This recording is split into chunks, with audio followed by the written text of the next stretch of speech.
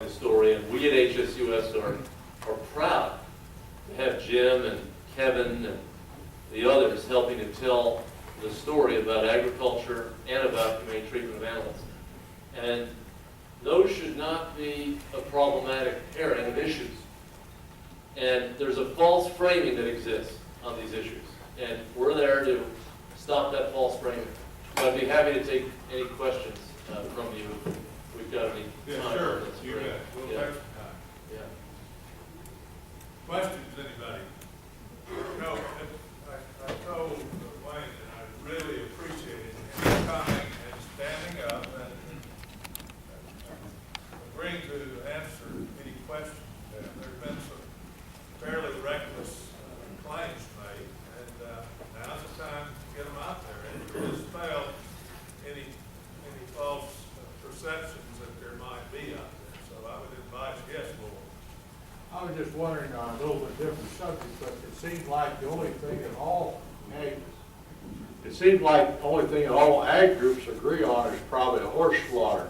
I was just wondering, your all's position on that, because it would seem that would be a humane way to dispose of animals that are no longer in use, but it doesn't matter if it's Democrat, Republican, what have you, that never passes, and there's I guess there's horses that are turned loose. I just wonder what your thoughts are on that. Sure. I don't even own a horse, but I know that's Sure. an issue a lot of people bring up. Sure, no, I'd be happy to answer that. And let me just say that, as a general matter, not everyone at HSUS agrees with, every position. I mean, we are a big tent organization, and even on, animal agriculture, we've got, within our big tent, we've got vegans and vegetarians, and we've got, farmers who are working on the land. But we welcome everybody into that tent.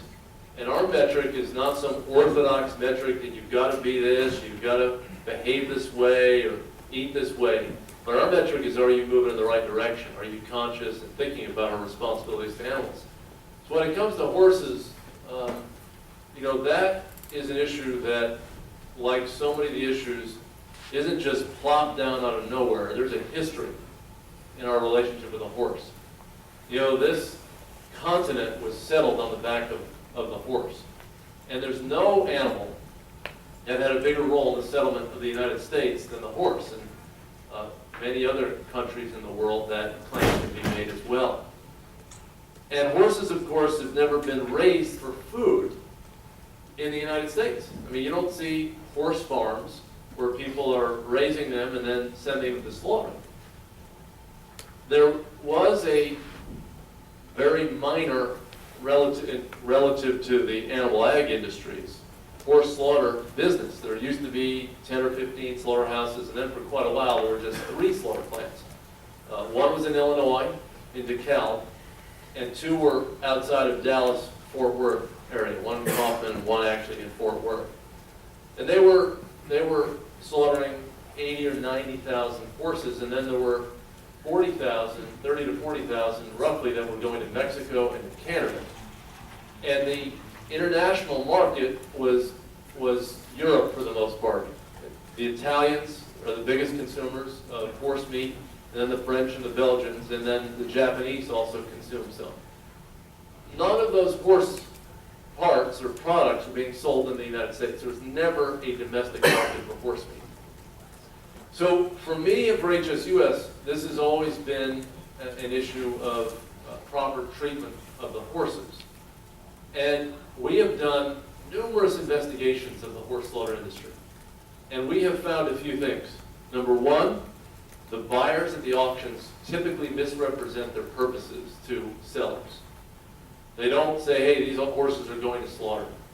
We've had enormously long transport distances because you only had 3 plants, 2 of them effectively in the same geographic location. Sometimes horses were being shipped 1,000 miles or more. And because this is such a marginal industry, they didn't have their own equipment, they didn't have standards, they were jammed onto cattle trucks where the horses couldn't even stand. And then you've got a food safety issue as well. A lot of these horses were coming off the track.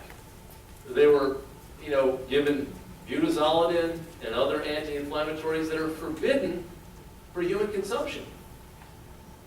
So we have been steadfast in our opposition to horse slaughter for human consumption because we don't think that there's an American tradition of killing and consuming them.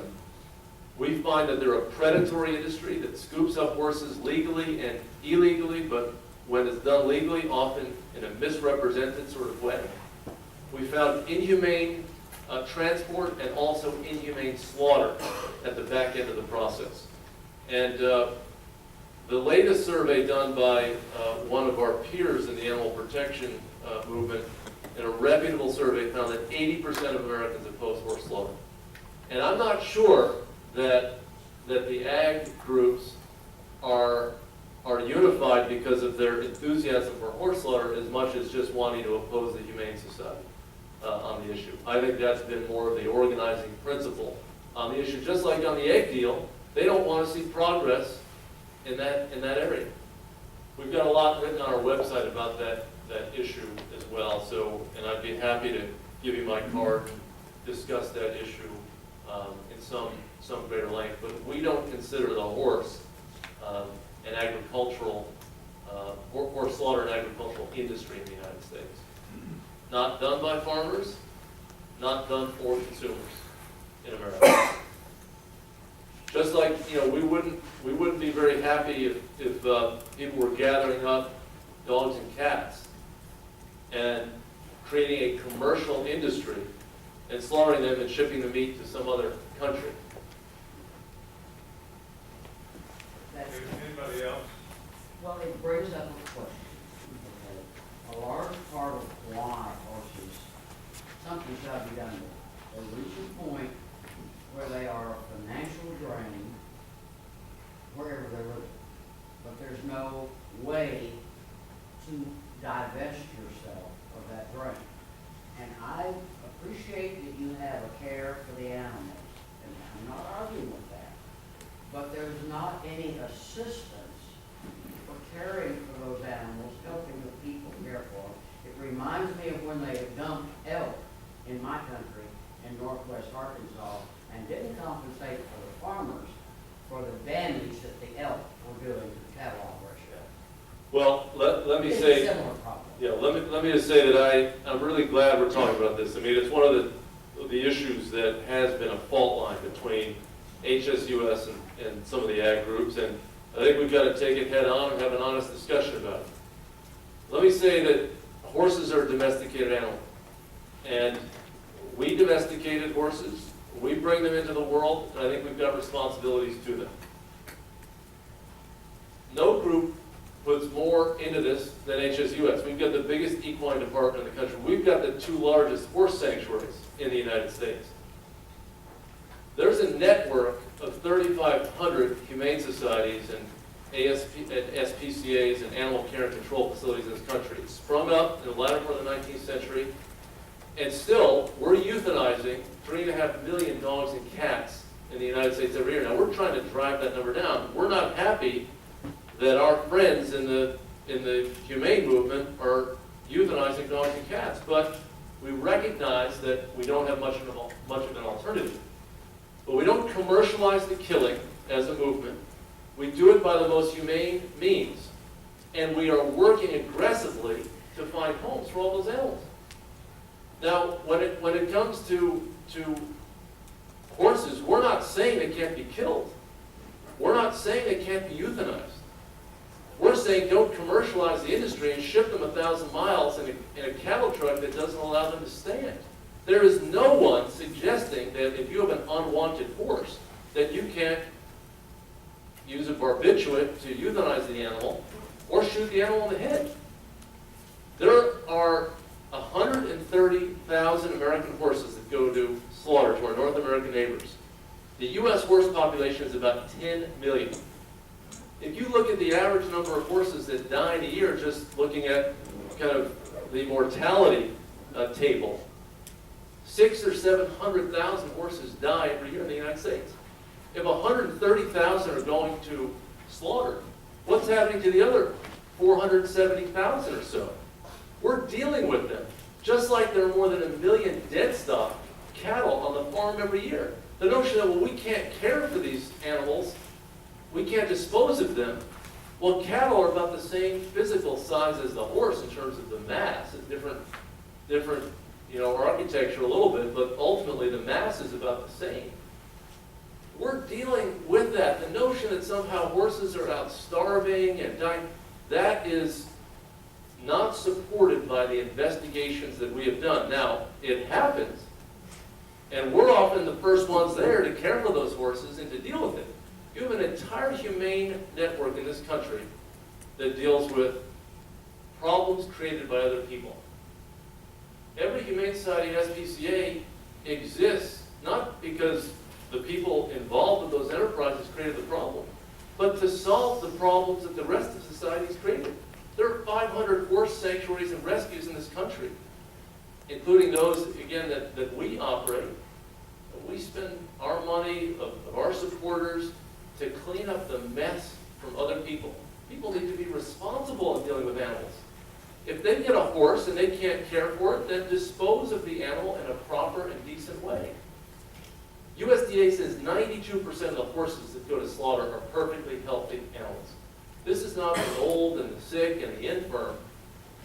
They want full-bodied, younger animals to support this global horse meat industry. So anyway, for those of you who disagree, I hope that you look at the broader arc of the discussion between us. This is a divisive issue, but we're pretty resolute in our position. Fred, I've got one quick, Big quick. this is a quick question. But one of the reasons that HSUS is wanting to connect with family farmers and ranchers, as I understand it, is to provide that connection to do business. What we support prospers, what we feed grows. If we can support family farmers and ranchers in what they do as consumers, that to me is an important thing. What do you see that? How do you see that unfolding? Well, I see, Mike, us really doing more work to connect consumers with their food choices and to favor production strategies and farmers who are honoring the bond with animals. So, I mentioned to you, I'm on the board of the Global Animal Partnership, and that outfit is working mainly with Whole Foods, but the purpose broadly is to have a set of animal welfare standards adopted by Safeway and others to get shelf space for products so the consumer has more choices in the marketplace. So creating markets for farmers doing things the right way is central to the sort of work that we're trying to achieve at HSUS. I mean, curbing the most inhumane practices like gestation crates or battery cages, markets for farmers, creating competition and a fair level playing field. Those are the principles that